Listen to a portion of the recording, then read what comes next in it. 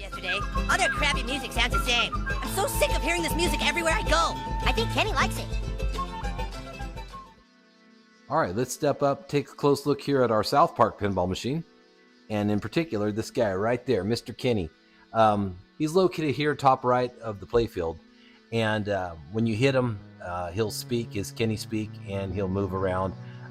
He does all that. He wobbles left and right, and he also, if he gets killed, he'll fall forward. But I've never seen him illuminate, so I'm not sure what it is. Let's take a look at the manual and see what illuminates Kenny. All right, here we are with the manual. Sega manual, South Park. That guy right there. Page 72. We get a good look at the forward facing and also from the side. And the two lamps are right here, the number 6 and number 7. They're right inside Kenny. And if you go over here, number 6 is a 555 wedge-based bulb, and number 7 is a 906 wedge-based bulb. So there are two lamps inside there, and they have never illuminated as long as we've had them. So let's tear into Kenny. It's pretty dark here in this location. I'm just going to try to work on it here. But we do have access to Kenny. And this bracket paint, I don't know if that's factory or not. I feel like it isn't. But we have access to him. And he does all of his movement. So back here in the back, I'll switch hands. You can see the wires. These are for the lamps. And then there's a screw here and a missing screw on that side.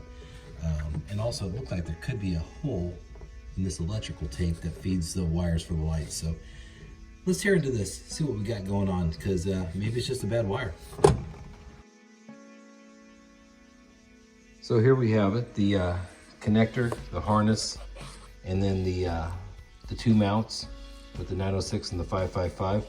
I haven't tested anything yet, but this area here, that a couple inches, looks super suspect. So we'll put some power to this, and we'll see what we got.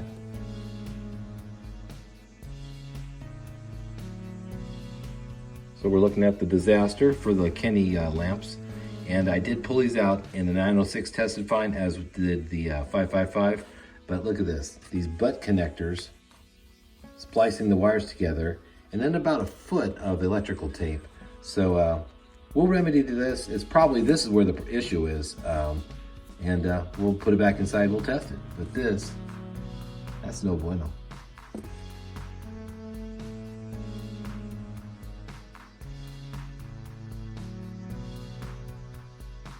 On the workbench here with the Kenny wiring harness. Take a look here. You can see this IDC connector, that far right wire, it's coming out just really janky. Look at that far left one, the larger flasher wire. It looks like it's been, someone's tampered with that. And then we get over here to this end, and there is a broken wire up in the loom. I think it's the yellow one. Flip it around. Oh, it's there, trust me. What I'm going to do is I'm going to build a whole new wiring harness. The wires will not match in color, but I will key them the same and then use the crimp-on 156 Molex connector. And that way it's going to be a longer harness, and there'll be one continuous run instead of a patch job that could fail over time, because, you know, Kenny moves back and forth and left and right, so there will be some action, especially in this area here. So let's get away from that and build a new harness. This here's a look at what was, and now what is. This is the new harness, and it's quite a bit longer.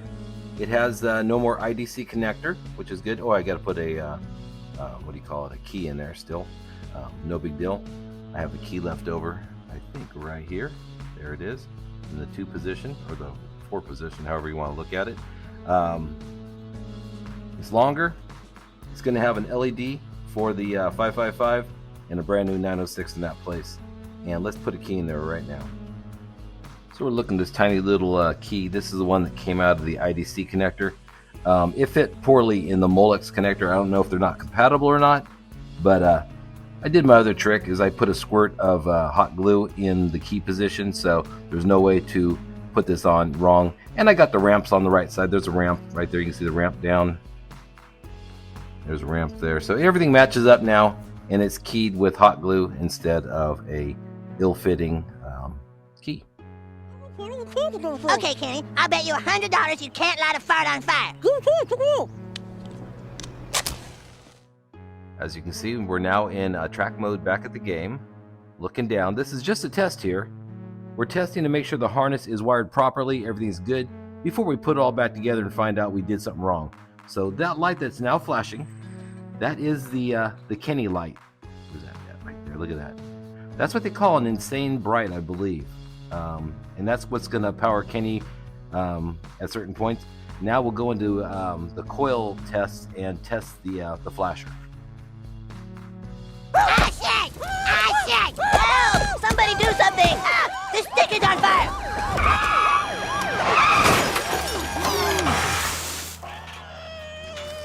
Oh my God! You killed Kenny! You bastard!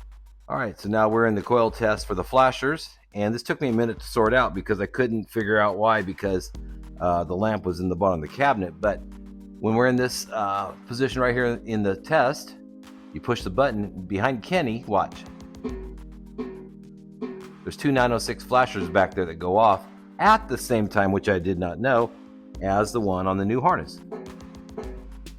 So we are wired properly. Time to feed the new wire through, mount it up, play game. Let's bounce. Woo! All right, Kenny is wired. Wasn't easy. Basically, I had to take that new harness, pull it off, bring it all up here to the top side, grab Kenny, take him forward and to the left, which gave the bracket the largest gap to feed the harness through. Okay, so now that we got this gap here, I had to take a screwdriver, gently push the new Molex connector into that gap as I reached from below and fed it through and pulled it from the bottom, taking out all the slack. And then we're left with this lamp bracket that needed to be put on the back side of the base bracket. The lamp bracket has threads, so basically you got to align it, hold it, and then get the screw to start and not cross thread. And that took the longest amount of time. So it's nice and solid. Kenny's lit. We're going to go to the bottom. We're going to plug them in and play a test game before we zip tie up all the excess new harness. Okay, you can see that the 555 location inside of Kenny is working with the track mode. Let's start a game and we will hand test his action. All right, here we go. Mr. McCormick, get up there.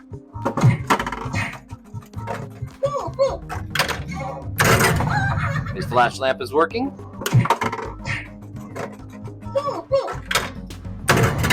Two more to kill Kenny.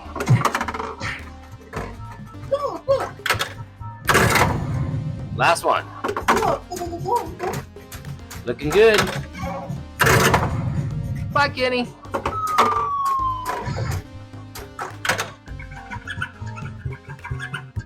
Oh my God, this killed Kenny!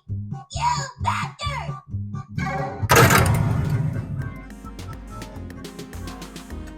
All right, I just finished playing a game of South Park completely all the way through. Kenny was flawless. I'm very happy with how the repair went. I actually went overboard. I don't think I had to replace all the wires in the harness, but I think for longevity, I think I did the right thing. Also, if you look here, I didn't mention it, but this little wrap here, this little black plastic braided wrap, I flipped it around because there was a worn spot on the up on this end, and by flipping it around, it's now out of the wear zone. So that'll be another long-lasting effect from this repair. And the next thing I'm gonna do is I'm gonna rebuild this ball gate where the ball comes in. I don't know if you can see it. Let me try to carefully reposition my hand. The ball comes in through here, the shooter lane, and I fashioned this out of baling wire 1,000 years ago when I got this. You can see how it stays up. It's just janky. I'm gonna make another one, but I have a secret technology. I built about 12 of these since then, and you don't use this thin gauge baling wire. It actually bends. It's basic. Is not what you want here. And I have a little secret. A friend showed me how to build one of these things. All right, peace. What are you doing, Kenny? Wow! This is nice.